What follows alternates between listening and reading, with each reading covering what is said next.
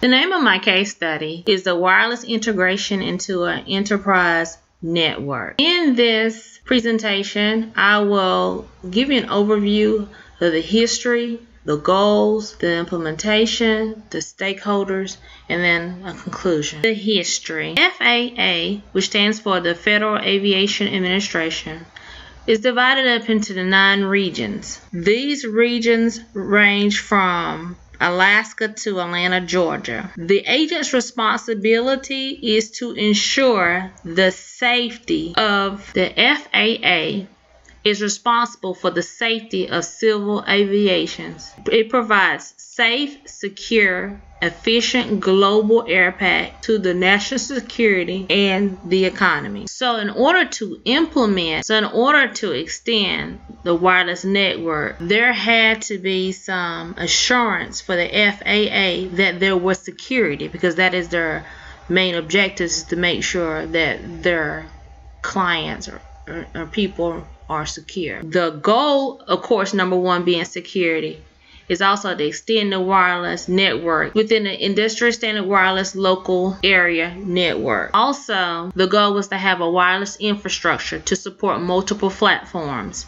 They wanted to provide digital assistants, PDAs, and laptops, and other multiple operating systems such as Microsoft Windows, Mac, and OS. Also, the MPS, which are the students, they wanted the wireless infrastructure to be measurable and upgrade when needed. There were constraints by the budget, leadership pressure, and urgency for the wireless functionality. These all were issues and concerns for FAA. In order to implement the new wireless infrastructure, a group of students got together and they developed a wireless warrior group. And this group of students consisted of students, some staff, and different members. And they got together and they did a great study.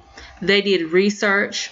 They developed the wireless warrior group. The students also they developed their own wireless policy. They conducted surveys. The first assignment again was the wireless policies, and this was a way that the group decided to get students, faculty, and staff involved in making sure that the technology was secure. So they came up with policy. The other goal of the policy was to limit potential wireless security risks, which was very important for the FAA. They wanted to educate the users the benefits of wireless and to establish a wireless network standard so that we can eliminate threats.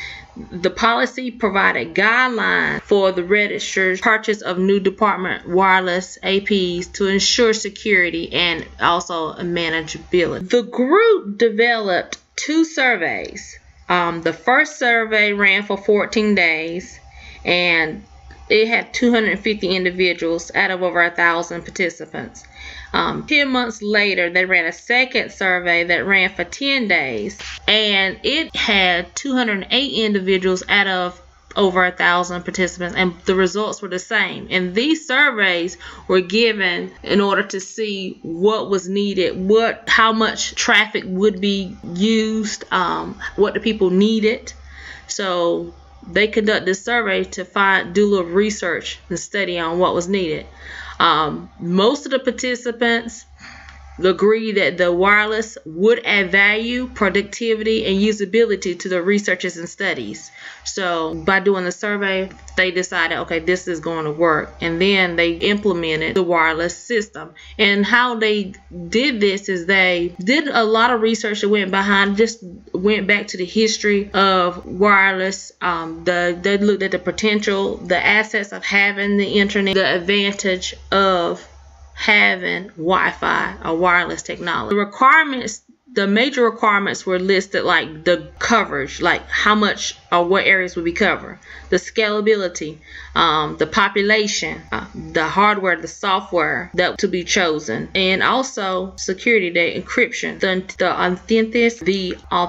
The first phase was in order to connect to all wireless users had to register their mobile devices with the campus-wide IT management department. And this is a way, again, to protect for security. All users had to provide their MAC addresses, and also this was used for auditing purposes in case they needed to audit. Now, this process had started in 2001, and by February 2002, the wireless pilot program was approved, and it had a defined list of requirements. When the students rolled out the wireless pilot program with 30 APSs installed throughout the campus, it wasn't until September of 2003 that the NPS, which is Naval Students, enhanced its wireless security by requiring that the WEP key be changed quarterly, which was posted and secured in the website of the intranet. The NPC also enhanced its wireless security by increasing the WEP key encrypt from 64 bytes to 128. Every quarter, the wireless users had to send an email notification with a link to a secure website to retrieve the new WEP key and SSID. In conjunction with the new key and the SID, all users were required to change their password according to network security policy. And this was actually a benefit of security in order to keep using the wireless. After the first assessment, an education campaign was launched, and it raised the improvement of wireless security awareness with the help of the IT support staff. A few months after the vulnerability testing, they conducted a second vulnerability assessment, again with the NetStumbler. This time the results were much better. The number of broadcasting SIDs were reduced, and all were using the WEP. As we all know, that security is an ongoing issue, and it's something that you just have to keep up at. And one thing about the Naval group, the little security group that wrote the policies, the NPS Warriors, that group is actually still in effect today. They still use them. They're still monitoring the internet. The stakeholders that were involved in this research, the stakeholders were all the students and the people that pay and invest into the school, the Naval school, and just everybody in general that have any information that goes through, because their information runs through. So they have a stake into this project. Was the decision to upgrade a good one? Yes, it was a good decision, because as we know, wireless has taken over. Internet is very important, and as far as mobility, being able to get the resources we need, connect into different networks. So it was an excellent idea. There was so much decision and just research that went into this, making sure that the network stays secure, and security was their biggest issue. And I wish that a lot of companies would do the same thing when it comes to being secure. I mean, security was the number one focus, and that's what this research revolved around, is being secure. Talked a lot about encryptions, authenticating. So a lot of stuff. It seemed like it was really like micromanage how to do different policies, very strict, but it was needed in order to keep the school safe.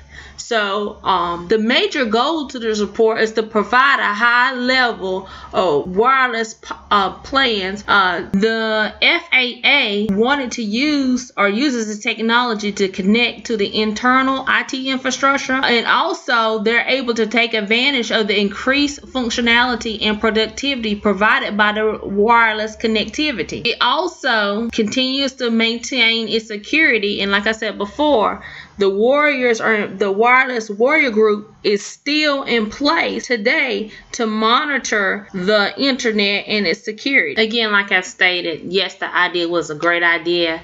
The Naval School planned to execute its wireless network in an industrial standard wireless local area network. That goal at the time was to have a wireless infrastructure to support multiple platforms. Also, the students wanted the wireless infrastructure to be measurable and upgraded